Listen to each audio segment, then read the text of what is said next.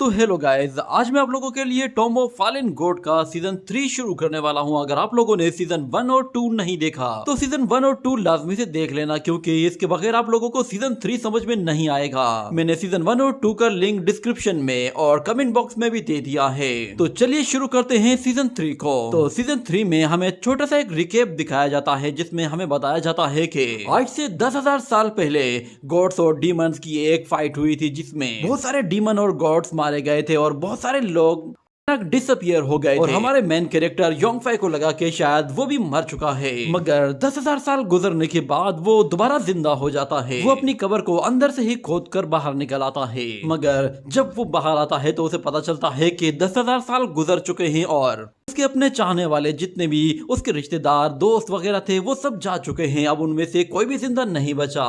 मगर उसकी new life में वो अभी भी कल्टीवेशन में बहुत ज्यादा वीक था, क्योंकि उसकी पास्ट लाइफ में उसे टेन टाई शुआन ने अपनी एनर्जी के जरिए इतना हर्ट किया था कि वो कभी भी दोबारा कल्टीवेट नहीं कर पाया।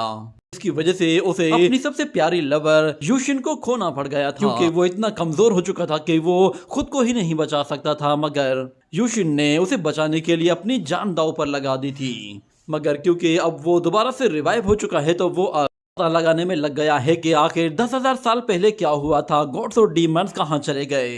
इसके लिए वो सबसे पहले ईस्टर्न चू किंगडम में जाता है और वहां पर ईस्टर्न चू किंगडम को एक बहुत बड़ी तबाही से बचा देता है। तो चू किंगडम का किंग उसे एक रॉयल नाइट का टाइटल दे देता है।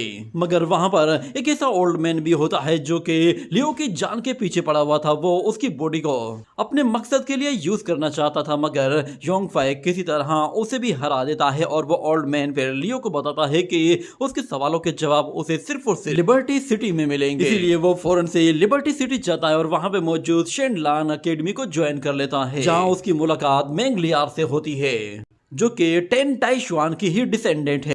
टाई शुआन ये वही लड़की है जिसने पास्ट लाइफ में योंगफाई की कल्टीवेशन को डिस्ट्रॉय किया था। मगर यहाँ पर योंगफाई बाई हुआ वैली में भी जाता है, जहाँ पर वो एक छोटी बच्ची से मिलता है, जिस बच्ची को देखकर उसे यूशिन की याद आती है, क्योंकि उस लड़की से उसे यूशिन की ही फीलिंग्स आ रही थी। और यहाँ से हमारी न्यू स्टोरी शुरू होती है, जहाँ हमें दिखाया जाता है कि वो अभी भी बाई हुआ वैली में ही मौजूद होता है और उसके सामने एक बड़ा सा ग्रीन स्टोन होता है, जिसके अंदर उसे कुछ दिखाई दे रहा था। वो वहां पर काफी ज्यादा इमोशनल होता है और उसके वहां पर तेज हवा का झोंका आता है, तो उसके हाथ में मौजूद छाता उड़ जाता है और योंगफाई तेज बारिश में भीगने लगता है और उसे अपनी पास्ट मेमोरीज याद आती हैं, जिसमें हमें दिखाया जाता है कि वो यूशिन के साथ मौजूद होता है। मगर यूशिन उस वक्त बहुत ही बुरी हालत में होती है और मौत के मुंह में जाने वाली थी। बस वो कुछ देर पहले ही योंगफाई से कहती है कि तुम मेरे लिए उदास मत हो, बस तुम हमेशा वो याद रखना जो तुमने मुझसे कहा। तुमने मुझसे वादा किया है कि तुम मेरे दुश्मनों को खत्म करोगे,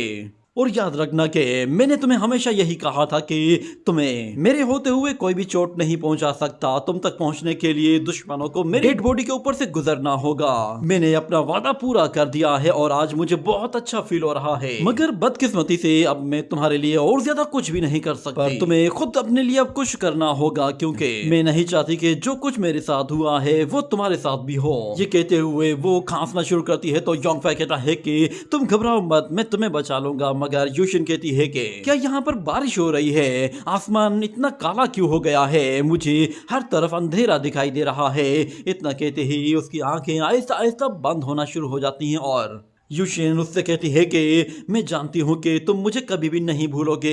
मैं चाहती हूँ कि तुम जब बूढ़े हो जाओ तब भी तुम मुझे यूशिन कहकर ही पुकारना। अपनी मेमोरी से बाहर आने के बाद योंगफाई दोबारा से यूशिन को याद करता है। उसकी आंखों से आंसू बहते जा रहे होते हैं और फिर अचानक उसके पीछे कोई आ जाता है, तो वो पीछे पलटकर देखता है। वहां पर असल में यूशिन होती है, जिसे देखकर योंगफाई काफी सरप्राइज होता है कि ये यहाँ पे कैसे, क्या ये जिंदा है? मगर उसे यूशिन उस छोटी बच्ची के रूप में दिखाई दे रही थी। वो यूशिन नहीं बल्कि वो छोटी बच्ची थी, जिसे देखकर योंगफाई उसे यूशिन समझने लगता है। वो योंगफाई से कहती है कि ब्रदर प्लीज उदास मत हो। तो योंगफाई उससे वो छाता लेते हुए कहता है कि ये सब मेरी गलती है, मैं जरा इमोशनल हो गया था। क्या तुम्हें भूख लगी है? चलो मैं तुम्हें कुछ खिलाता हूँ। मगर वो लड़की कहती है कि नहीं, मुझे कोई भूख नहीं लगी, मैं तो ये तुम्हारे लिए लेकर आई हूँ। तो योंगफै कहता है मुझे तुम्हारे नाम का नहीं पता, क्या मैं तुम्हें कोई नाम दे सकता हूँ? ये सुनकर वो लड़की खुश हो जाती है कि फाइनली मेरा भी कोई नाम होगा। क्या आप मुझे यूशिन नाम देने वाले हैं, क्योंकि आप ये नाम बार बार पुकारते हैं। ये बात सुनकर योंगफै और भी ज्यादा उदास हो जाता है और सोचते हुए कहता है कि तुम असल में मॉर्निंग लाइट में पैदा हुई हो, तो इसीलिए मैं तुम्हें चेंशी का नाम दूंगा। चेंशी नाम सुनकर वो लड़की खुशी के मारे झूम उठती है और कहती है कि फाइनली मुझे मेरे ब्रदर ने एक नाम दिया है चेंशी, ये बहुत ही अच्छा नाम है। उसे इस तरह उछल कूद करते हुए देखकर योंगफै और भी ज्यादा इमोशनल होने लगा था, क्योंकि उसे उस लड़की के अंदर युनशी की झलक दिखाई दे रही थी। यूशिन ने उससे कहा था कि मेरा नाम यूशिन है क्योंकि मुझे मेरे मास्टर ने एक रात को तेज बारिश में एक फ्लावर से पिक किया था। मगर ये लड़की सेम तुम्हारी ही तरह पैदा हुई है, मगर इसका नाम यूशिन नहीं चेंशी है और ये बिल्कुल तुम्हारे जैसी है। दिल ही दिल में कहने लगता है क्या ये लड़की यूशिन है या फिर इसके अंदर यूशिन की कोई टेम्पररी मेमोरी, या फिर ये हेवन एंड अर्थ की एनर्जी की वजह से पैदा हुई है। उसे सोचता हुआ और रोता हुआ देख चेंशी उसके पास आकर उसके आंसू पोंछती है और कहती है कि ब्रदर तुम इतने उदास क्यों हो रहे हो? तो योंगफै कहता है कि मैं उदास नहीं हूँ, मैं असल में बहुत खुश हूँ क्योंकि यहाँ का माहौल काफी अच्छा। मगर फिर से वो दिल ही दिल में कहता है कि क्या ये सब कुछ खत्म हो चुका है या फिर एक नए सिरे से शुरू हो रहा है? ये कहने के साथ वो डोंग डोंग के उस एग को उस ब्लू फ्लावर के अंदर डाल देता है और कहता है इस जगह में बहुत ज्यादा स्पिरिचुअल एनर्जी मौजूद है। उम्मीद है कि डोंग डोंग यहाँ पर काफी तेजी के साथ रिकवर कर पाए। इसे देखने के लिए मैं यहाँ पर दोबारा जरूर। तो चेंशी कहती है कि ब्रदर आखिर हम लोग कहाँ जा रहे हैं? तो योंगफै कहता है कि चलो मैं तुम्हें सिटी में घुमा कर लाता हूँ, वहाँ पे मैं तुम्हें कुछ खाना खिलाऊंगा और तुम्हारे लिए कुछ कपड़े भी खरीदूंगा। हो सकता है कि वहां पर और भी बहुत सारे बच्चे हों जो कि तुम्हारे दोस्त बन जाए, इस तरह तुम नए दोस्त भी बना लोगी और तुम्हें खेलने के लिए बहुत कुछ मिल जाएगा। तो चेंशी कहती है कि ठीक है ब्रदर, आज से मैं आपकी फॉलोवर हूँ, आप जहाँ जाएंगे मैं भी आपके साथ जाऊंगी। तो योंगफै कहता है परेशान मत हो, मैं तुम्हें कभी भी चोट पहुंचने नहीं दूंगा। ये कहने के साथ ये सीन यहीं पे ही कट हो जाता है। अगले सीन में हमें एक टाउन का सीन दिखाया जाता है जहां पर एक लड़का एक लंबी सी सोड लेकर कहीं जा रहा होता है। उसका दूसरा दोस्त कहता है कि ब्रदर तुमने इतनी लंबी सोड क्यों ली है? तो वो बंदा कहता है कि तुम्हें कुछ भी नहीं मालूम, लंबी सोड के बहुत ज्यादा फायदे होते हैं। अगर तुम कहो तो मैं भी तुम्हें ऐसी एक लंबी सोड ला कर दूंगा। इस लंबी सोड को आप लोग याद रखना क्योंकि ये आगे चल दोबारा देखने को मिलेगी। चेंशी यहाँ पर फर्स्ट टाइम लोगों के बीच में आई होती है, जिसकी वजह से वो काफी ज्यादा खुश होती है। मगर वहां पे मौजूद लोगों को करतब करता देखकर वो थोड़ा सा डर भी रही थी, मगर उसे मजा भी आ रहा था। वो वहां पर एक जगह जाती है जहां पर उसे कुछ शुगर कैंडीज दिखाई देती है, तो वो उन्हें देखकर वहीं पर ही रुक जाती है और कहती है कि ओल्ड मास्टर जरा बताओ तो सही ये क्या चीज है? तो वो बंदा कहता है कि ये शुगर कैंडीज हैं जो कि बहुत ही ज्यादा सॉफ्ट होती हैं और मीठी होती हैं। तो योंगफै वहां पर आता है और कहता है कि क्या तुम्हें ये चीज चाहिए? इतना कहकर वो उसे एक बटरफ्लाई शुगर कैंडी निकाल कर देता है और कहता है कि तुम इसे ट्राई करके देखो, ये तुम्हें कैसी लगती है? मगर वो लड़की कहती है कि नहीं, तुम इसे ट्राई करो। जिस पर योंगफै कहता है तुम तो सच में बहुत ही अच्छी लड़की हो, चलो मैं तुम्हें कुछ अच्छे अच्छे कपड़े दिला देता हूँ। ये कहने के बाद वो लोग एक कपड़े की मार्केट में आते हैं जहाँ पर वो उसे कुछ कपड़े दिलवाता है और उस शॉप ओनर से बात करता है और वो शॉप ओनर उसकी चॉइस पर कहता है कि ब्रदर तुम्हें कपड़े की काफी अच्छी पहचान है। इतने में चेंशी भी वहां पर आती है और वो अपने नए कपड़ों पर काफी ज्यादा अच्छी लग रही होती है, जिस पर वो शॉप ओनर कहता है कि ये लड़की तो सच में बिल्कुल चेंज लग रही है और काफी क्यूट भी है। मगर अचानक से वहां पर कोई शख्स दरवाजे को जोर से लात मारता है तो वो दरवाजा चेंशी से टकराता है और चेंशी वहां से दूर जा गिरती है। इतने में हम वहां पर एक मोटे आदमी को देखते हैं जिसने अपनी बाहों में एक लड़की को थामा हुआ होता है और उसके साथ कुछ और लोग भी मौजूद होते हैं और वो चिल्लाते हुए उस शॉप ओनर से कहता है कि मैंने तुम्हें कुछ कपड़े रेडी करने के लिए कहा था, वो रेडी हैं या नहीं? मगर दूसरी तरफ योंगफै वो चेंशी के पास जाता है तो वो देखता है कि चेंशी को घुटने पर चोट लगी है।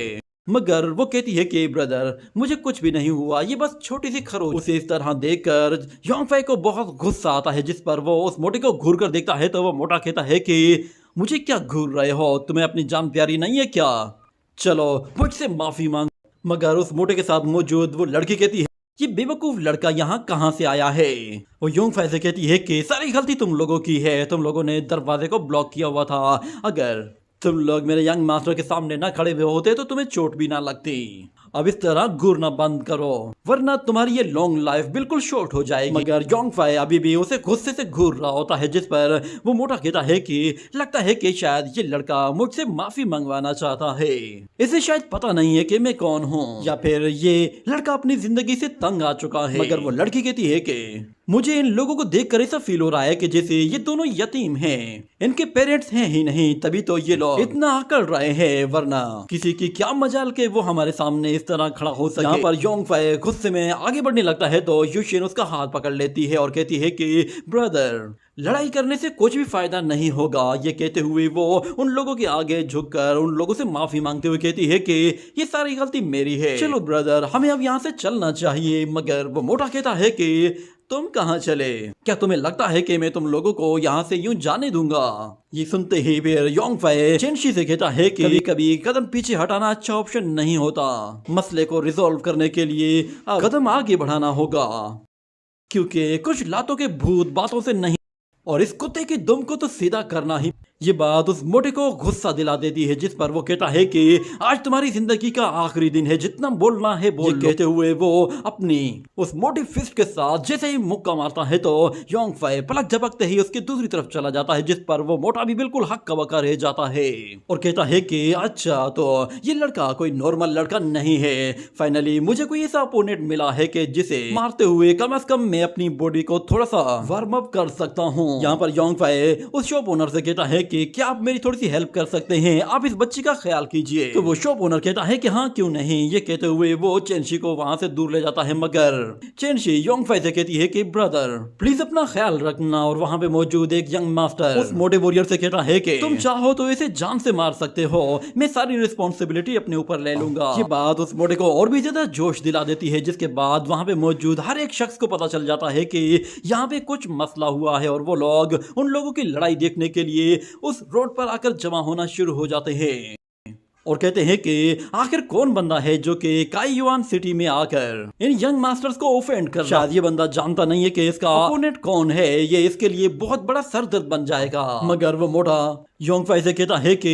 तुम्हारे लिए अभी भी मैं एक चांस दे रहा हूँ, अभी भी मेरे सामने घुटनों पर बैठ जाओ तो मैं तुम्हारी जान बख्श दूंगा, वरना अगर तुमने ना के लिए अपना मुंह खोला ही तो मैं समझ जाऊंगा कि तुम मरने के लिए तैयार हो। मगर योंग फाई झुकने के लिए वहां पर नहीं खड़ा था, वो चेनशी का बदला लेने के लिए उस मोटे की हड्डी पसली तोड़ने आया था। यहाँ पर वो मोटा भी कहता है कि चलो तो फिर ऐसी बात है तो फिर आ जाओ, मैं देखता हूँ कि तुम क्या कर सकते हो। ये कहने की ही देर थी कि योंग फाई पलक झपकते ही लाइटनिंग स्पीड के साथ उस तक जा पहुंचता है, जिस पर वो मोटा भी बिल्कुल हक्का बक्का रह जाता है और योंग फाई इतना जोर का पंच मारता है कि वो एक ही पंच में उस मोटे की हेकड़ी निकाल देता है। उसे जरा भी आइडिया नहीं था कि उसके साथ कुछ ऐसा हो सकता है। सब लोग बिल्कुल चौंक गए थे योंग फाई के एक ही पंच के साथ। वो उस मोटे को वहां से उठाकर दूर फेंक देता है, यहाँ तक कि उसने अपनी एनर्जी के साथ जमीन तक को उखाड़ कर रख दिया था। ये देखते ही वो सारे लोग भागते हुए उस मोड़े के पास जाते हैं और योंग फाई उससे कहता है कि तुमने मेरी पावर देख ली ना, अब तुम्हें पता चल गया ना कि मैं क्या कर सकता हूँ। तुम्हारी पावर में और मेरी पावर में जमीन और आसमान का फर्क है, इसीलिए मैं तुम्हें अभी भी एक मौका दे रहा हूँ, तुम मुझसे लड़ने के लायक नहीं हो। और यहाँ पर वो लड़की कहती है कि शाओ तुम ठीक तो हो ना। मगर वो मोटा उसे धक्का देते हुए पीछे हटाता है और कहता है कि तुम मुझसे दूर रहो। मगर वो लड़की उसे समझाती है कि ये लड़का ज्यादा ताकतवर है, ये तुम्हें हर्ट कर सकता है, बेहतर है कि इसे अवॉइड कर दो। मगर वो उसे अपने आप से दूर हटाकर कहता है कि मैं इस लड़के को देख कर रहूंगा, ये मेरे साथ क्या कर सकता है। इसे अभी मैंने अपनी ट्रू पावर तो शो ही नहीं की। ये कहने के साथ वो फुल पावर को शो करने के लिए अपनी बॉडी से बहुत ही खतरनाक एनर्जी रिलीज करता है, जो कि सीधा ऊपर आसमान तक जा पहुंचती है और हमें फिर वहां पर एक ड्रैगन के दहाड़ने की आवाज सुनाई देती है, जिस पर शहर में मौजूद सारे ही लोग डर जाते हैं, क्योंकि उस ड्रैगन की धाड़ दूर दूर तक सुनाई दे रही है। वो ड्रैगन जब नीचे आता है तो हमें पता चलता है कि वो ड्रैगन इतना बड़ा होता है कि वो पूरे के पूरे घर को ही अकेले ही अपनी बॉडी के साथ कवर कर सकता। वो साइज में काफी बड़ा होता है और तेजी से उन लोगों के ऊपर चक्कर लगा रहा होता है, और जब वो नीचे आता है तो वो सीधा उस शाहू के बराबर में आकर लैंड करता है और इतनी जोर से धारता है कि उस गली में मौजूद जितनी भी चीजें होती हैं वो सारी की सारी हवा में उड़कर दूर चली जाती हैं, यहाँ तक कि बहुत सारे लोग भी उड़ जाते हैं। और शाओहू कहता है कि आज मैं तुम्हारी बॉडी के छोटे छोटे टुकड़े कर दूंगा। और तुम्हें पता तो होगा ना कि ड्रैगन नाइट्स वो बाकी कल्टीवेटर से बहुत ज्यादा ताकतवर होते हैं। यहाँ पर योंगफाई उस ड्रैगन की तरफ देखता है और फिर वहां पे मौजूद लोगों की तरफ देखता है और कहता है कि अगर मैंने इसके साथ यहाँ पर फाइट की तो फिर यहाँ पर बहुत सारे मासूम लोग मारे जाएंगे और उनके साथ यूशिन को भी चोट लग सकती है। ये कहने के बाद वो उस मोटे से कहता है कि तुम्हें मेरे साथ फाइट करनी है ना, तो चलो किसी बैटल ग्राउंड में चलते हैं। ये कहकर वो उसे वहां से दूर ले जाता है और शाओहू भी अपने ड्रैगन के साथ उसके पीछे पीछे चला जाता है। यहाँ पर चेनशी काफी ज्यादा घबरा गई थी कि आखिर वो ड्रैगन उसका क्या हाल करेगा, मगर बीच में बहुत सारे लोग और भी मौजूद होते हैं जो कि उन लोगों की फाइट देखना चाहते थे और वो लोग किसी ऊंची जगह पर आकर जमा होना शुरू हो गए थे। जैसे ही यहाँ पर ये ड्रैगन आकर योंगफाई पर झपटने की कोशिश करता है तो योंगफाई उसे डॉच करके उसे दूसरी तरफ चला जाता है और अपनी सोट के साथ उस पर एक जोरदार वार करता है। पर उससे उस ड्रैगन को कोई खास फर्क नहीं पड़ा था। ये देखकर वो ड्रैगन दोबारा से आकर झपटने वाला था, मगर यहाँ पर योंगफाई भी उसके ऊपर टूट पड़ता के साथ एक के बाद एक वार करना शुरू कर देता है। योंगफाई के अटैक इतने खतरनाक होते हैं कि वो उस ड्रैगन को भी अब हर्ट करने लगे थे। हमें दिखाया जाता है उसका एक स्प्लैश अटैक इतना खतरनाक होता है कि वो ड्रैगन उस स्प्लैश की वजह से वहां से पीछे हटने पर मजबूर हो जाता है और यहीं पे ही योंगफाई एक और जोरदार एनर्जी ब्लेड अटैक करते हुए उस ड्रैगन को पीछे खदेड़ देता है। ये देखकर सब लोग समझ गए थे कि ये लड़का इतना ताकतवर है कि वो मोटा शाओहू उसका मुकाबला कर ही नहीं सकता। मगर शाओहू फिर यहाँ पर चालाकी से अपनी उस गर्लफ्रेंड से कहता है कि उस छोटी बच्ची को पकड़कर मेरे हवाले करो। इतने में यहाँ पर योंगफाई वो अपनी सोट के साथ एक बड़ा अटैक करने की तैयारी करता है और दूसरी तरफ वो यंग मास्टर्स उस शॉप ओनर से चेनशी को छीन लेते हैं और उसके साथ मौजूद वो लेडी कहती है कि आखिर ये लड़की है किसकी, ये तो बहुत ही क्यूट लग रही है। यहाँ पर योंगफाई रुक जाता है और वो लड़की उससे कहती है कि अपना हथियार फेंक दो वरना ये लड़की मारी जाएगी। मगर योंगफाई कहता है कि उससे अपने हाथ दूर रखो वरना तुम्हारी खैर नहीं। ये सुनते ही वो लड़की कहती है कि अरे रे देखो तो सही, मैं तो डर गई। मगर यहाँ पर योंगफाई गुस्से में बिल्कुल लाल पीला हो रहा होता है और वहां पर वो लड़की अपना फैन लेकर उसके गले पर रखती है और कहती है कि तुम अगर एक अच्छे बच्चे की तरह हमारी बात मानते हो तो इस लड़की को कुछ भी नहीं होगा, और अगर तुमने हमारे करीब आने की भी कोशिश की तो फिर इस लड़की के साथ जो कुछ होगा उसके जिम्मेदार तुम खुद होगे। ये सुनने के बाद योंगफाई उन लोगों की तरफ जैसे आगे बढ़ता है मगर बीच में वो मोटा कूद पड़ता है और योंगफाई को अपने ड्रैगन के साथ वापस पीछे धकेलता है और वो पर्पल ड्रेस वाली लड़की चेनशी को गले से पकड़कर ऊपर उठा लेती है जिससे उसका दम घुटने लगता है। और यहाँ पर वो मोटा एक के बाद एक सोट अटैक कर रहा था मगर योंगफाई का ध्यान सिर्फ चेनशी की तरफ था क्योंकि चेनशी यहाँ पर बहुत ही बुरी सिचुएशन में थी। उसका दम घुटने लगा था और वो मौत के बिल्कुल करीब जा रही थी। इसी मौके का फायदा उठाकर वहां पर वो मोटा योंगफाई पर ताबड़तोड़ हमले कर रहा होता है और यहाँ पर ये लड़की चेनशी को ज्यादा तकलीफ पहुंचाने के लिए उसके पैरों पर जोर से काटती है ताकि वो चिल्लाए। मगर जैसे ही चेनशी चिल्लाती है तो यहाँ पर योंगफाई वो फिर से चेनशी की तरफ पलट कर देखता है तो वो मोटा इस मौके का फायदा उठाकर उसे मारने के लिए अपना पूरा जोर लगाता है। योंगफाई यहाँ पर चेनशी पर वो टॉर्चर होता हुआ देखता है तो वो कहता है कि मैं तुम लोगों को यहाँ पर जिंदा नहीं छोड़ूंगा। इतना कहने के बाद वो पर्पल ड्रेस वाली लड़की समझ जाती है कि ये लड़का फ्यूचर में हम बहुत बड़ी मुसीबत बन सकता है, इसीलिए इसे यहीं पे ही खत्म करना होगा और इसकी वीकनेस इस वक्त मेरे हाथों में है, यानी कि ये लड़का इस वक्त हम लोगों से ज्यादा एडवांटेज नहीं ले सकता। ये कहते ही वो उस लड़की को एक फुटबॉल की तरह उछाल फेंकती है तो दूसरा यंग मास्टर उसे कैच करने के लिए हाथ फैलाता है और उसे नीचे गिरने से बचा लेता है मगर वो भी उसे पकड़कर वहां से उछालकर दूसरी तरफ फेंक देता है। तो वहां पे मौजूद तीसरा यंग मास्टर वो उसे कैच करता है और कहता है कि चलो अब तुम्हारी बारी है। ये कहने के बाद वो तीसरे बंदे की तरफ फेंकता है तो वहां पर यूशिन गिरने ही वाली होती है मगर वो तीसरा मास्टर उसे पैरों से पकड़ता है और उल्टा लटका देता है। योंगफाई से ये बर्दाश्त नहीं हो रहा होता मगर दूसरी तरफ वो ड्रैगन उसे किसी सूरत वहां तक जाने नहीं देता। वो बार बार उसके रास्ते में आता है और उस पर आग उगलने लगता है जिसकी वजह से योंगफाई वो चेनशी तक नहीं पहुंच पा रहा था मगर उसका गुस्सा सर चढ़कर बोल रहा होता है और वो लाइटनिंग एनर्जी जनरेट करते हुए कहता तुम लोग मेरे रास्ते से हट जाओ। ये कहते ही वो जैसे ही उन्हें मारने वाला होता है तो यहाँ पर वो यंग मास्टर चेनशी को सीधा ऊपर थ्रो कर देता है तो योंगफाई उसे देख अपना अटैक रोकता है तो इतने में वो ड्रैगन बीच में आ जाता है और उसे अपनी टेल से बहुत ही जोर से जमीन पर दे मारता है। चेनशी सीधा नीचे जा रही होती है मगर योंगफाई पलट कर वापस आता है और यहाँ पर वो यंग मास्टर कह रहा होता है कि चलो मैं देखता हूँ कि क्या मैं अपनी आंखें बंद करके इसे कैच कर सकता हूँ या नहीं। इस तरफ योंग फाई के ऊपर आग बरस रही होती है और वो आहिस्ता आहिस्ता चेंशी के क्लोज जाने की कोशिश करता है और जैसे ही उसे नीचे गिरने से बचाने वाला था वो ड्रैगन फिर से उसके बीच में आ जाता है और अपनी टेल के साथ हमला करते हुए उसे फिर से वहां से उठाकर दूर फेंक देता है।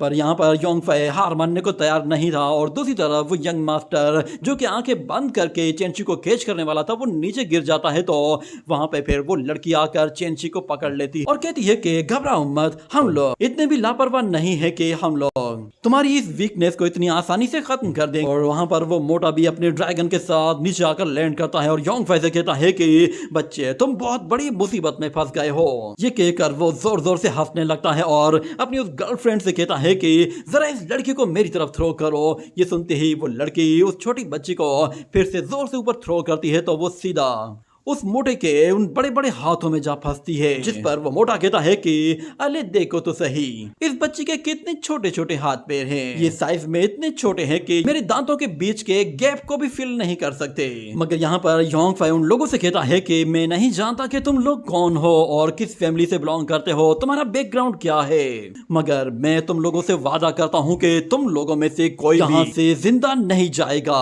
तो फिर वहां पे मौजूद एक यंग मास्टर कहता है कि हम लोग यहाँ के 3 यंग मास्टर्स हैं और ये मोटा हमारा एक मरकज यानी कि एक गार्डियन है। हम लोग चाहें तो तुम्हें पलक झपकते ही मार सकते हैं। मगर यहाँ पर योंग फाई वो चेंशी को इस तरह तकलीफ में देखकर गुस्से में भड़क जाता है और कहता है कि तुम लोग अपनी हद से बढ़ रहे हो। ये कहने के वो फिर से अपनी बॉडी से एनर्जी रिलीज करता है तो इस मर्तबा हम देखते हैं कि उसका ऑरा बिल्कुल रेड हो चुका होता है, यानी कि उसका गुस्सा अब एक्सट्रीम लेवल पे जा रहा था। वो अपनी फुल स्पीड के साथ लाइटनिंग स्पीड से वहां पे जाने की कोशिश करता है, मगर दूसरी तरफ हमें दिखाया जाता है कि उसका माइंड डाइवर्ट करने के लिए वो मोटा फिर से चेंशी का सहारा लेता है और योंग फाई से कहता है कि तुम मुझे मारना चाहते हो ना, चलो पहले इस लड़की पर निशाना लगाकर दिखाओ उसे। वहां पर देखते ही योंग फाई फौरन से अपनी सोर्ड का रुख दूसरी तरफ कर देता है तो उसका वो सोर्ड अटैक इतना जोर से जाकर एक घर पे हिट करता है कि उसे बीच में से काट कर 2 टुकड़े कर देता है और वो यंग मरकज एक सोड एनर्जी अटैक के साथ फिर से योंग फाई को बुरी तरह से हर्ट करते हुए नीचे गिरा देता है और कहता है कि चलो थोड़ा सा छुपन छुपाई खेल कर देखते हैं। ये कहने के साथ वो चेंशी को लेकर उस ड्रैगन के साथ हवा में ऊपर चला जाता है तो वो उस धुएं में कहीं गायब हो जाता है और योंग फाई नीचे उसे देख तक नहीं पा रहा था कि वो कहां चला गया। मगर वो मोटा उस ड्रैगन के साथ हवा में काफी ऊपर तक चला जाता है और जैसे ही वापस नीचे आता है तो योंग फाई देखता है कि चेंशी अभी भी उसके हाथ में है और वो उस पर डायरेक्ट हमला कर ही नहीं सकता, जिस पर उसे काफी ज्यादा गुस्सा आने लगता है कि वो इतनी बुरी सिचुएशन में क्यों है। मगर वो मोटा कहता है कि अगर तुमने कोई भी अटैक करने की कोशिश की तो मैं इस लड़की का सर मसल दूंगा। ये कहने के बाद वो अपने ड्रैगन के पंजे के साथ बहुत ही योंग फाई के ऊपर उस ड्रैगन को लैंड करवाता है तो वो ड्रैगन योंग फाई को अपने पंजों में दबाते हुए जमीन पर रगड़ते हुए जा और दोबारा से अपने पंजे के साथ उसे और भी ज्यादा जमीन में धंसा देता है, जिससे योंग फाई को बहुत ही ज्यादा दर्द महसूस होता है और वो काफी चिल्लाता भी है। उसे इस हाल में देखकर यूशिन की आंखों में आंसू आ रहे होते हैं, मगर उस मोड़े को उस पर जरा भी तरस नहीं आता। वो कहता है कि तुम्हें आज यहाँ पे मरना ही है, वरना आज के बाद कोई भी मेरी इज्जत नहीं करेगा। आज मैं सबको दिखाऊंगा कि मुझसे फाइट करने का अंजाम क्या होता है। ये कहने के साथ वो ड्रैगन उसे और भी ज्यादा जोर से पुश करते हुए उसकी हड्डी पसली तोड़ने वाला था, मगर योंग फाई किसी तरह बच तो जाता है, मगर अभी भी उसे सिर्फ लोगों के हंसने की आवाजें सुनाई दे रही होती हैं और आहिस्ता आहिस्ता वो बेहोश होने लगता है। देखते ही देखते उसकी आंखें बंद हो जाती हैं तो हम लोग फौरन से उसके सी ऑफ कॉन्शियसनेस में आ जाते हैं, जहां पे हमें दिखाया जाता है कि वो एक जगह खड़ा होता है और उसके चारों तरफ चेन्स बंधी हुई होती है और उसके दूसरी तरफ हमें उसका एक दूसरा रूप भी दिखाई देता है जो कि बहुत ही खतर काफी ताकतवर रूप होता है। वो योंग फाई से कहता है तो फाइनली तुम फिर से इस सिचुएशन में आ गए जब तुम बहुत ज्यादा कमजोर फील कर रहे हो। लास्ट टाइम भी मैंने तुम्हारी मदद की थी क्योंकि तुम खुद को पावरलेस फील कर रहे थे। इतने में योंग फाई अपने हाथों में देखता है तो उसे अपने हाथों से एक डार्क एनर्जी निकलते हुए दिखाई देती है, जिसे देखकर वो यूशिन का नाम पुकारता है, मगर उसका वो एविल फॉर्म उससे कहता है कि हाँ वो लड़की अब भी तुम्हारे दिल में है क्योंकि तुमने ही तो उसे मारा है। तुम्हें अपने दिल में मौजूद हर एक ख्वाहिश को बाहर लाना चाहिए था, मगर तुमने अपनी ख्वाहिश, तुमने यूशिन को खो दिया। उसकी मौत के जिम्मेदार सिर्फ और सिर्फ तुम हो।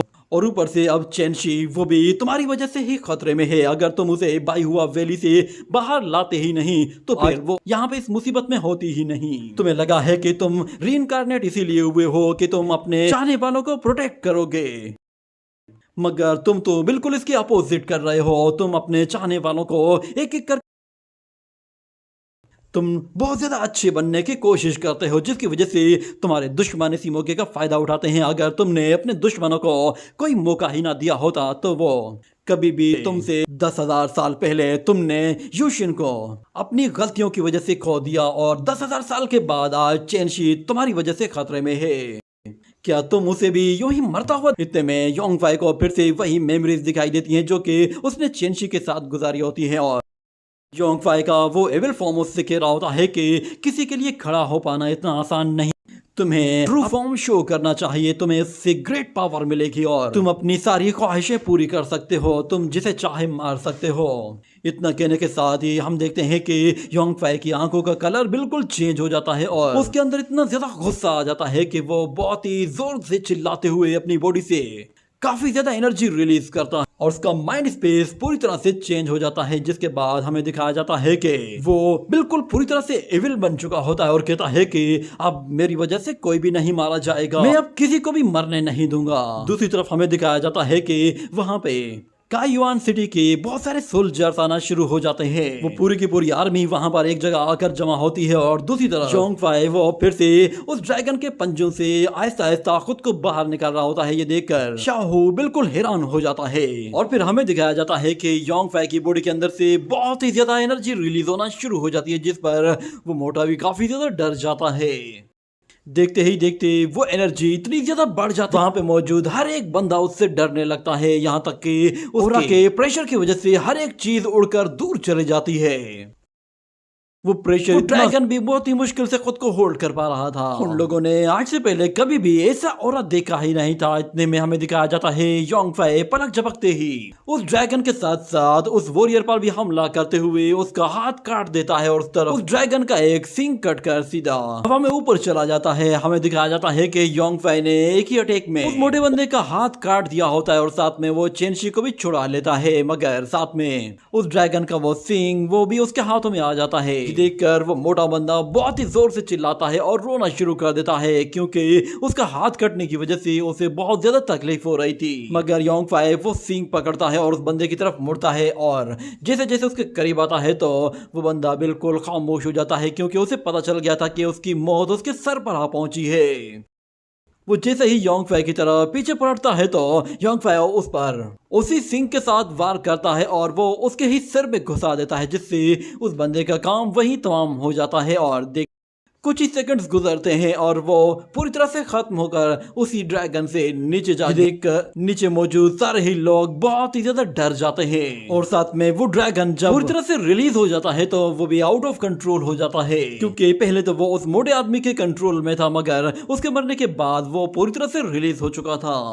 मगर योंगफाई चेंशी को पकड़ते ही उस ड्रैगन के साथ लटक जाता है और नीचे मौजूद सोल्जर पूरे के पूरे ग्राउंड को चारों तरफ से कवर कर लेते हैं। इतने में फिर उन लोगों का जनरल वो भी वहां पर आता है और वो देखता है कि वो मोटा शाहू बहुत ही बुरी मौत मारा गया है। और फिर वहां पर एक और लड़की आती है, वो उसे देखते ही पहचान जाती है कि ये तो योंगफाई है, ये यहाँ पे क्या कर रहा है। और एक दूसरी लड़की फिर वहां पे मौजूद एक और लड़की से कहती है कि आखिर ये कौन सी सेक्ट से आया है, ये उस खतरनाक ड्रैगन को अकेले ही चैलेंज कर रहा है। बात सुनते ही वो लड़की कहती है कि मुझे भी ये बंदा कहीं देखा देखा सा लग रहा है। और ऊपर मौजूद वो ड्रैगन वो आउट ऑफ कंट्रोल होने की वजह से यहाँ वहाँ तेजी से फिरने लगता है। तो योंगफाई उससे कहता है कि तुम फौरन से हमें नीचे पहुंचाओ, अगर तुमने हमें नीचे नहीं पहुंचाया तो मैं तुम्हें जान से मार दूंगा। मगर वो ड्रैगन उन लोगों को नीचे ले जाने के बजाय और भी ऊंचाइयों की तरफ लेकर जाता है और इतना ऊंचा जाता है कि वो बादलों से भी ऊपर चला जाता है। ये देखते ही योंगफाई समझ जाता है कि ये ड्रैगन उसकी बात मानने वाला नहीं है, इसीलिए वो भी गुस्से में आकर फौरन से अपनी सोड उसकी बॉडी के अंदर से निकाल लेता है और उसे हवा में ऊपर उछालते ही खुद भी ऊपर हवा में चला जाता है, जिसके साथ वो उस सोड को इतनी जोर से किक मारता है कि वो सोड बुलेट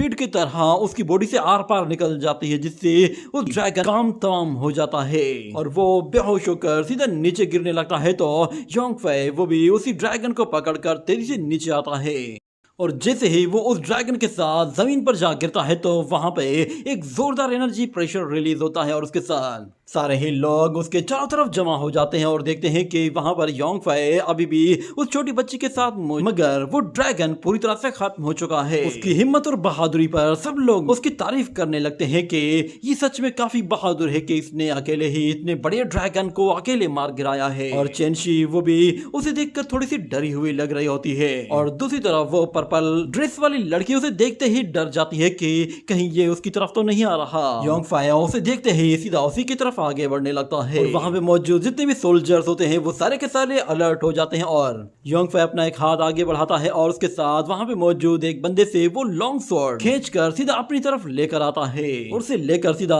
वो उसी लड़की की तरफ आगे बढ़ रहा था, जिसे देखते ही वो लड़की भी कप कपाने लगती है और अपनी जान बचाने के लिए एक जनरल के करीब जाकर उसकी सोड निकाल लेती है और योंग फै से कहती है कि मेरे नजदीक मत आना वरना मैं तुम्हारे साथ उस बच्ची को भी मार दूंगी। इतने में योंग फै अपनी सोड ऊपर उठाता है और गुस्से में उस सोड को थोड़ा सा घुमाता है तो वो उस लड़की का एक हाथ ही काट कर रख देता है, जिससे उस लड़की को बहुत ज्यादा दर्द होता है और वो चिल्लाते हुए वहां से भागने की कोशिश करती है। मगर योंग फै एक और सोड अटैक करते हुए उसका गला काट देता है और उसी सोड उसे हवा में ऊपर उठा लेता है। वो लड़की जैसे ही चिल्लाने लगती है तो योंग फै उसे एक खत्म करके उसे उठाकर दूर फेंक देता है। उसके पास लॉन्ग स्वॉर्ड थी जिसकी वजह से वो अब दूर से ही लोगों को मार सकता था।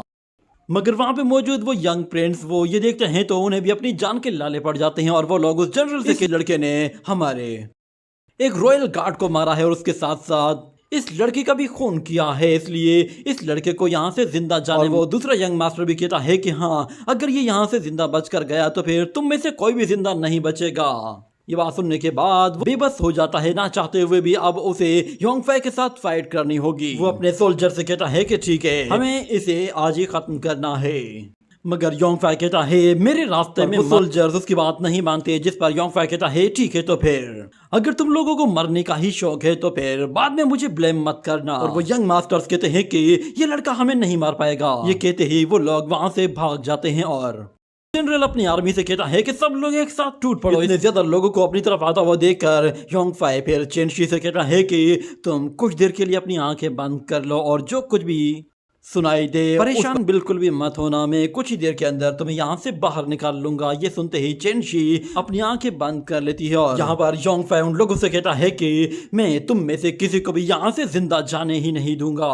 तुम लोगों ने मेरा रास्ता रोककर बहुत बड़ी गलती की है। ये कहने के साथ ही वो आहिस्ता आहिस्ता उन लोगों की तरफ आगे बढ़ने लगता है। वो सोल्जर्स जैसे उसके करीब आते हैं तो योंग फै अपनी सोड के साथ एक एक करके उन लोगों को मारना शुरू कर देता है। उसकी स्पीड और स्ट्रेंथ इतनी लाजवाब होती है कि वो लोग उसके आगे ठहर तक नहीं पाते, यहाँ तक कि वो लोग उस पर एक सिंगल अटैक तक नहीं कर पाते। उसके अटैक इतने ज्यादा ताकतवर होते हैं कि वो अपनी लॉन्ग सोड के साथ एक ही बार में दर्जनों लोगों को उड़ा कर रख देता है।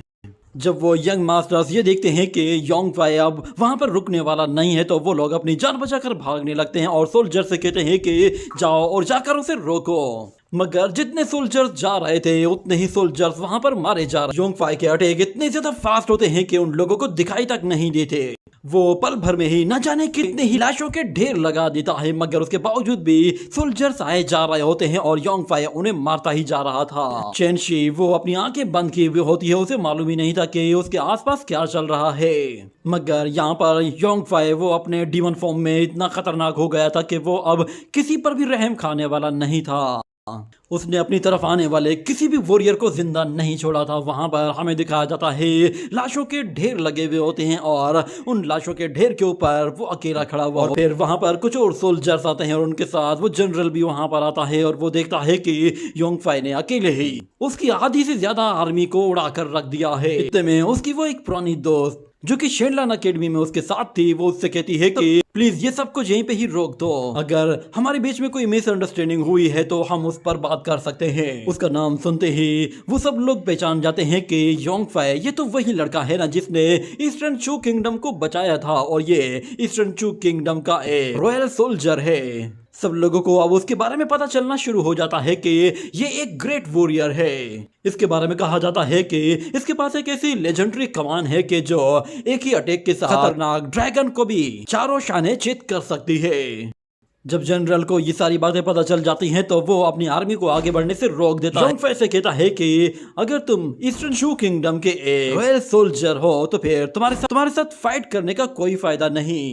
हम लोग आपस में बात कर सकते हैं, बस मैं चाहता हूँ कि तुम अपनी सोर्ड नीचे कर। ये बात सुनने के बाद योंगफाई अपनी सोर्ड जैसे ही नीचे करता है तो वो जनरल कहता है कि हम लोग बहुत ही अच्छी बातें करेंगे। कहकर वो आगे बढ़ने लगता है तो दूसरी तरफ से योंगफाई वो भी नीचे आता है और उन दोनों यंग मास्टर्स को लगा कि शायद अब यहाँ पर आपस में बातें होने वाली हैं, तो बातचीत से शायद कोई मसले का हल निकाला जाएगा या फिर उन लोगों की कम से कम जिंदगी तो बचाई जा सकेगी। और बातों ही बातों में शायद वो लोग योंगफाई को, वो जनरल योंगफाई को अपने करीब आता देखकर उससे कहता है कि तुमने काफी अच्छा फैसला किया है कि तुमने अपना हथियार डाल दिया है। मैं जानता हूँ कि हमारे उस यंग मार्कस ने तुम्हें उकसाया होगा, मगर योंगफाई उसकी बात सुने बगैर ही उसे क्रॉस करते हुए सीधा उन यंग मास्टर्स की तरफ चला जाता है, जिस पर वो जनरल भी हैरान रह जाता है।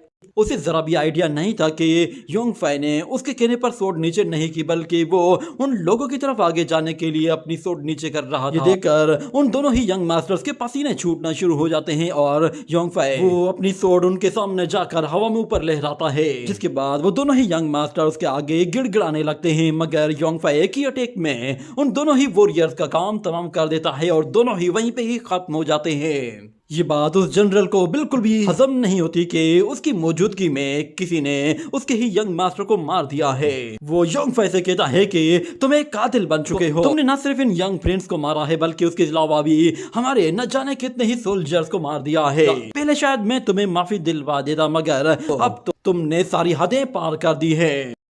भले ही तुम ईस्टर्न शू किंगडम के प्रोटेक्टर हो, मगर इससे कोई फर्क नहीं पड़ता। तुम्हारा क्राइम अब बहुत बड़ा हो चुका है, तुमने अपनी सारी लिमिट्स क्रॉस।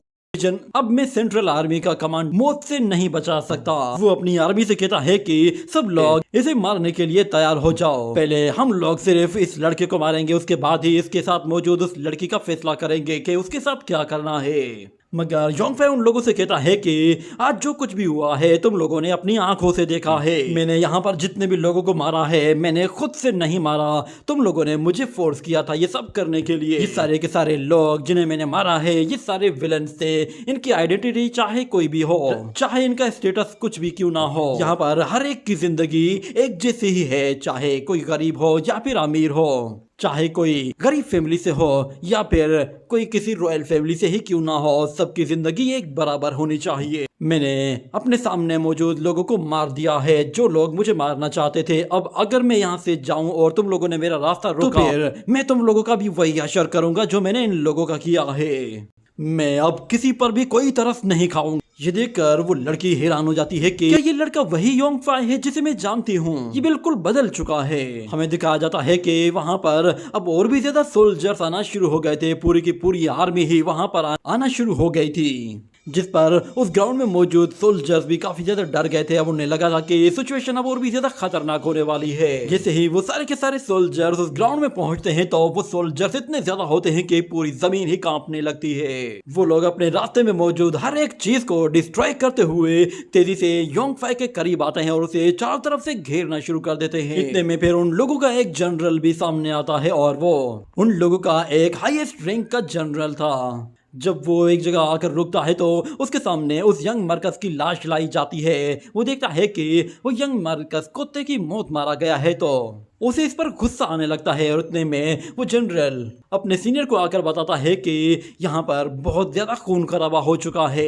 ये लड़का खुद को ईस्टर्न शू किंगडम का प्रोटेक्टर कहता है, इसीलिए प्लीज इससे लड़ने से पहले हमें एक मर्तबा सोच लेना चाहिए। कहीं ऐसा ना हो कि इस लड़के को बहाना बनाकर ईस्टर्न शू किंगडम हम पर ही हमला ना कर दे। ये सुनते ही वो जनरल फौरन से एक लंबी सांस लेता है और सोचते हुए कहता है कि तो ये लड़का खुद को ईस्टर्न शू किंगडम का प्रोटेक्टर कहता है, मैंने अपनी लाइफ में कभी भी कोई कैसीनो गेम नहीं खेली, ना ही मुझे पता है कि किसी तरह की अपॉर्चुनिटी का कैसे फायदा उठाया जाता है। मैं बस इतना जानता हूँ कि इसने हमारे हजारों सोल्जर्स को मार डाला है, तो इसका बदला तो हम लोग जरूर लेंगे। यहाँ पर जो कुछ भी हुआ है उसका सारा जिम्मा मैं अपने सर लूंगा। मुझे बताओ कि क्या तुम लोग इसके आगे झुकने वाले हो? क्या तुम लोग इसके आगे हार मान लोगे? तो सारे ही सोल्जर्स कहते हैं कि हम लोग मरते दम तक लड़ेंगे। ये सुनकर वो सारे के सारे लोग बहुत ज्यादा जोश में आ जाते हैं और उन लोगों का जनरल भी जोर जोर से हंसते हुए कहता है कि डेथ बैटल की जरूरत ही नहीं पड़ेगी। तुम सारे के सारे मेरे सेंट्रल आर्मी, तुम लोगों को ऑर्डर दे रहा हूँ कि फौरन से अपने हेड आर्मर्स उतार कर नीचे फेंक दो। ये सुनते ही वो सारे के सारे सोल्जर्स अपने आर्मर्स को उतार कर नीचे फेंकना शुरू कर देते हैं और वो जनरल उन लोगों से कहता है कि अब मैं तुम लोगों का जनरल नहीं बल्कि मैं तुम लोगों का फादर हूं और मैं तुम लोगों को एक फैमिली की तरह ट्रीट करूंगा। अब मैं चाहता हूं कि तुम लोग मेरी फैमिली का बदला लो। ये लड़का ईस्टर्न चू किंगडम का कोई प्रोटेक्टर नहीं है, ये बस ढोंग कर रहा है। ये एक कातिल है जिसने न जाने कितने लोगों की जान ली है और अब इसकी जान लेने का वक्त आ चुका है। ये सुनकर योंगफाई कहता है अगर ऐसा है तो फिर ठीक है, मैं भी तुम लोगों पर जरा भी तरस नहीं खाऊंगा। ये सुनते ही वो जनरल हंसने लगता है और कहता है कि मैं नहीं जानता कि तुम कौन हो और तुम्हारा बैकग्राउंड क्या है, मगर तुम मेरी टेरिटरी में घुसकर मेरे लोगों को मारा है और मैं तुम्हें यहाँ पर अपनी मनमानी करने नहीं दूंगा। जो कुछ भी यहाँ पर हुआ है उसकी सजा सिर्फ और सिर्फ मौत है। ये कहने के साथ वो अपनी सोड हवा में ऊपर उठाकर उसे जैसे ही नीचे की तरफ करता है तो फिर वहां पर जंग का तबल बजा दिया जाता है और पूरी की पूरी आर्मी ही योंगफाई की तरफ आगे बढ़ती है। तो ये देखकर योंगफाई वो चेंशी से कहता है कि तुम्हें डरने की कोई जरूरत नहीं, मैं चाहता हूँ कि बस तुम अपनी आंखें बंद रखो और कोई आवाज न सुनो। बस थोड़ी ही देर लगेगी, कुछ ही देर में ये मैदान साफ हो जाएगा।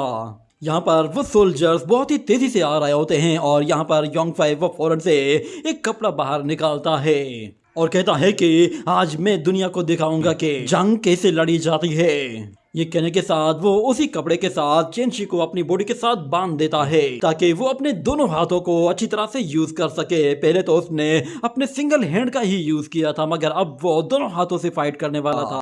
जैसे जैसे वो सोल्जर्स आगे बढ़ रहे होते हैं तो योंगफाई भी तेजी से आगे बढ़ रहा होता है। उसकी स्पीड आहिस्ता आहिस्ता बढ़ती जा रही होती है।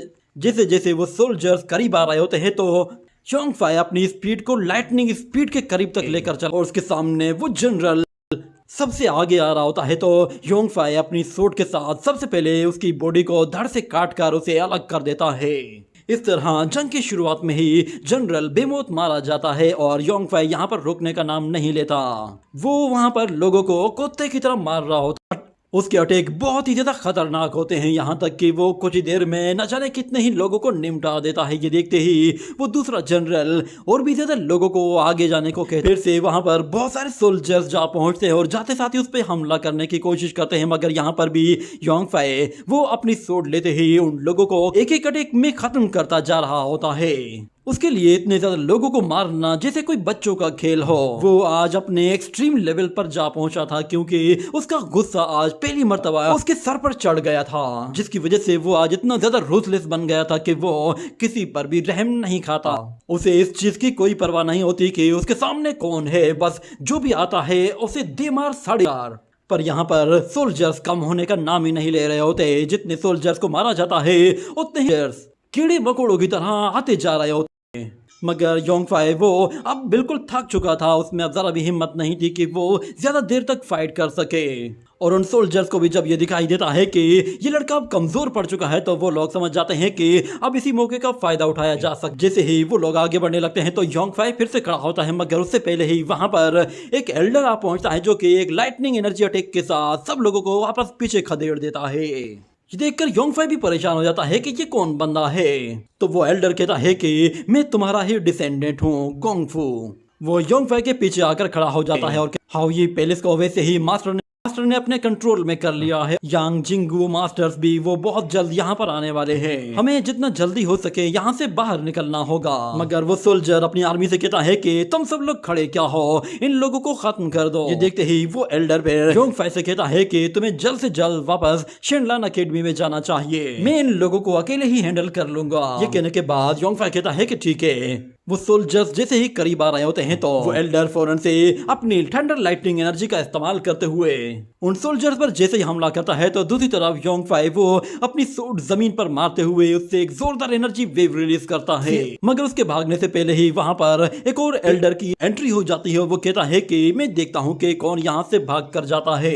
ये आवाज सुनने के बाद सब लोग ऊपर की तरफ देखते हैं तो ऊपर आसमान में बिजली कड़क रही होती है और उस बिजली के साथ एक एल्डर एक टावर के ऊपर अपीयर होता है और वो योंगफाई से कहता है कि तुम लोग मेरे रॉयल सिटी में आकर रॉयल सोल्जर्स को मारने के बाद ये सोच रहे हो कि तुम लोग यहाँ से भाग पाओगे। मास्टर गोंगफू फौरन से योंगफाई से कहता है कि ये काफी ज्यादा ताकतवर है, हमें निकलना चाहिए। ये सुनते ही योंगफाई उसके साथ भागने की कोशिश करता है तो ऊपर मौजूद वो मास्टर कहता है कि तुम्हें लगता है कि मेरे होते हुए तुम लोग यहाँ से निकल कर भाग जाओगे। इतना कहते ही वो अपनी पावर को यूज करता है और उसके साथ वो उन लोगों के ऊपर एक बहुत ही जोरदार ग्रेविटी प्रेशर डालता है जिससे वो दोनों के दोनों वहीं पर ही फंस जाते हैं। और वो मास्टर फिर योंगफाई से कहता है कि क्या तुम वही लड़के हो जिसने उस ड्रैगन को एक ही हिट में मार दिया था? तो योंगफाई कहता है कि मैं उस दिन उस अटैक में इफेक्ट हुआ था और मैंने खुद को बचाने के लिए वो सब किया और आज भी मैं यहाँ पर खुद को बचाने के लिए वो सब दोबारा कर सकता हूँ। इसलिए तुम्हारे लिए बेहतर यही है कि तुम लोग मेरे रास्ते में रुकावट मत डालो। पर यहाँ पर वो एल्डर कहता है कि तुमने न जाने कितने लोगों को मारा है, तुम सोच भी कैसे सकते हो कि मैं तुम्हें यहाँ से जिंदा जाने दूंगा। मैं इस सारे के सारी सिचुएशन को अब अपने कंट्रोल में ले रहा हूँ, अब इसका नेशनल सिक्योरिटी से कोई लेना देना नहीं है। तो योंगफाई कहता है कि तुम अपने स्टेटस का फायदा उठाने की कोशिश कर रहे हो, तुम्हें लगता है कि तुम्हारे हाई स्टेटस की वजह से मैं तुमसे डर जाऊंगा। तुम जानते भी हो कि मैं ईस्टर्न चू किंगडम का एक रॉयल सोल्जर हूँ। अगर तुम लोगों ने मुझे मारने की कोशिश की तो फिर तुम लोग ईस्टर्न चू किंगडम को क्या मुंह दिखाओगे? ये बात उस एल्डर को काफी ज्यादा बुरी लगती है और वो कहता है कि तुम मेरे सामने खड़े होकर मुझे ही धमकियां दे रहे हो। तुम्हें क्या लगता है कि ईस्टर्न चू किंगडम तुम्हारे अकेले के लिए पूरी की पूरी आर्मी को यहाँ पे मरने के लिए भेज देगा? मुझे इस पर जरा भी यकीन नहीं आता। ये कहने के साथ वो भी फौरन से अपनी एनर्जी का इस्तेमाल करते ही वहां पर एक पोर्टल क्रिएट करके उससे एक जायंट स्पिरिचुअल हैंड क्रिएट करते ही योंगफाई पर हमला कर देता है। तो वहां पर गोंगफू सामने आ जाता है और वो उस अटैक को रोकने के लिए अपनी पावर का इस्तेमाल करता है। तो दोनों ही अटैक एक दूसरे से टकरा कर डिस्ट्रॉय हो जाते हैं, मगर उसके गोंगफू उस अटैक की वजह से काफी हर्ट भी होता है और वो योंगफाई से कहता है कि ये काफी ताकतवर है। मगर यहाँ पर वो एल्डर कहता है कि तुम्हें क्या लगा था कि तुम मेरा मुकाबला करोगे? गोंगफू कहता है कि तुम्हें मेरे यंग मास्टर से दूर रहना है। इतने में ऊपर मौजूद वो एल्डर फिर से वो यूज करते हुए योंगफाई को मारने की कोशिश करता है और उसी के साथ ये एपिसोड यहीं पे ही एंड हो जाता है।